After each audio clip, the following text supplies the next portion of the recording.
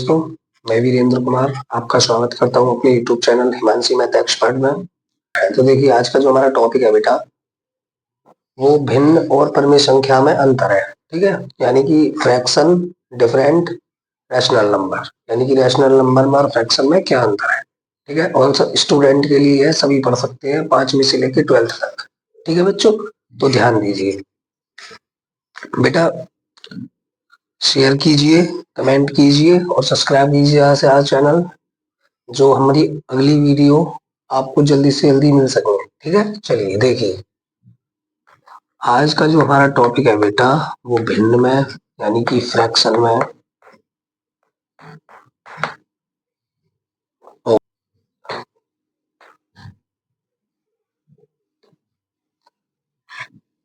तथा परिमेय संख्या, परिमेय संख्या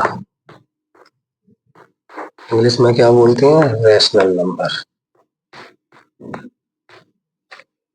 रैशनल नंबर। चलिए, भिन्न यानी कि फ्रैक्शन, परिमेय संख्या यानी कि रैशनल नंबर, इन दोनों में क्या अंतर है हम ये समझते हैं। देखिए, भिन्न किसी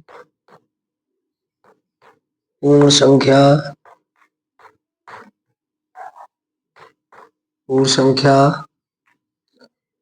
के नियमों पर आधारित है।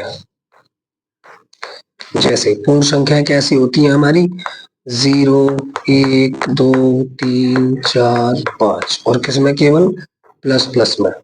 तो हमें इतना ध्यान रखना है कि जो हमारे भिन्न होंगे वो कैसे होंगे, प्लस में होंगे, केवल प्लस प्लस में। पॉइंट नंबर दूसरा देखिए, भिन्न P/Q के रूप में लिखा जाता है और Q बराबर नॉट इक्वल टू 0। ठीक है जी, और P और Q कोई धन पूर्णांक है, धन पूर्णांक है। बात समझ में आई? P और Q हमारे कोई भी धन पूर्णांक हो सकते हैं, यानी कि पूर्णांक तो प्लस माइनस दोनों में होते हैं, लेकिन कैसे होने चाहिए, केवल प्लस प्लस के। तो ये हमारी पूर्ण संख्या को लागू करती है जिसमें केवल प्लस प्लस के होते हैं। ठीक है, ध्यान दीजिए, परिमेय संख्या पर ध्यान दीजिए। देखो, परिमेय संख्या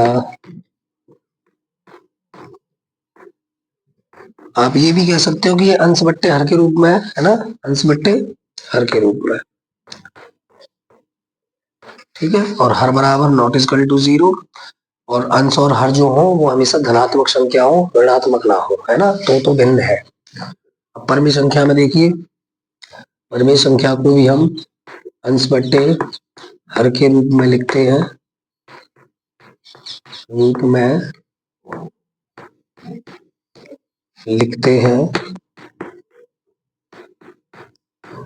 लिखते हैं, यानी कि P/Q, और Q बराबर नॉट इक्वल टू 0। और बेटा इसमें P और Q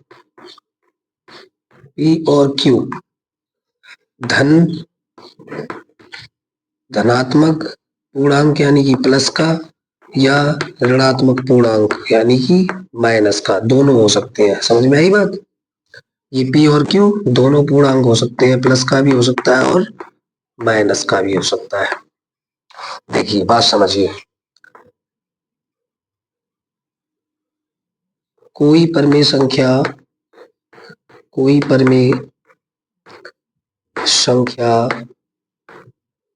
भिन्न नहीं हो सकती।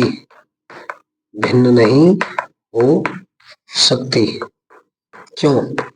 क्योंकि देखिए, एग्जाम्पल के रूप में भी मैं आपको सब समझाऊंगा, पहले बात समझिए क्यों नहीं हो सकती। क्योंकि कोई भी परिमेय संख्या हम ऐसे भी लिख सकते हैं, -3/5, लेकिन भिन्न हमेशा कैसा होता है, प्लस का, उसमें ये माइनस नहीं होना चाहिए, है ना, तब तो ये भिन्न है। और अगर इसमें माइनस लगा दिया तो ये भिन्न नहीं है। बात समझ में आई? केवल प्लस माइनस का ही अंतर है इन दोनों में, ठीक है।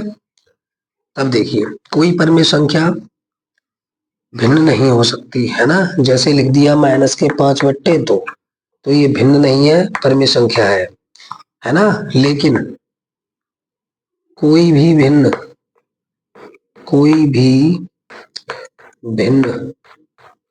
भिन्न परिमेय संख्या हो सकता है, परिमेय संख्या